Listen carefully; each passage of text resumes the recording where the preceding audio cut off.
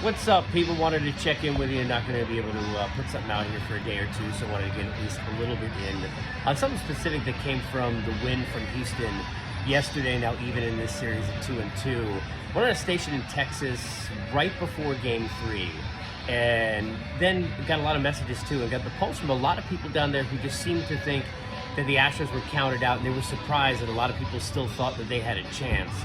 You don't get to 7 consecutive LCSs and win a couple of World Series by accident. And I know that a lot of people go back to 2017, they hate this team, and they don't want to give any credit in all of that.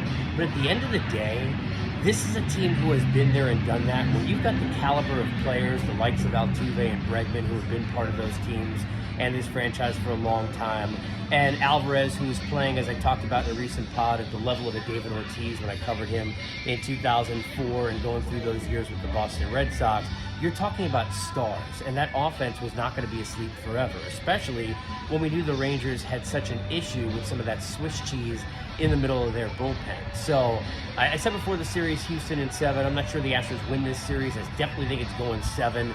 This is one of those matchups where both of these teams are going to have a hard time being held down offensively, and it's going to come down to who can get the big hit and make the big play. Yesterday, to break that one open, Alvarez has a great 8-pitch at bat, or 9 pitches maybe it was, and then ends up just missing out by a few feet from a grand slam.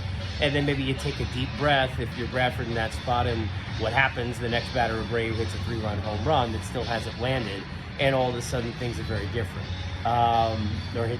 This is a situation where I think right now you have to look at starting pitching and the pressure that I think is on the Texas Rangers to have Montgomery and Eovaldi continue to be as dominant as they've been, and they've been so brilliant here over the last couple of weeks. Eovaldi, obviously, during his whole career in the postseason, going back to his time in Boston, and Montgomery, who's been great in big spots ever since he went to St. Louis in that trade from the Yankees. So we got a lot still to go. There's a lot of drama, a lot of mama drama still coming in this series. But anybody who counted Houston out was making a big mistake. Also a mistake to count out the fact that there's more Unfiltered coming. There's plenty more coming in the postseason. Leave your comments here, any questions you might have, or do so on Twitter, X if you will. You can get me at Casey Stern and jump in there as well. And I will see you soon for the next episode of Unfiltered.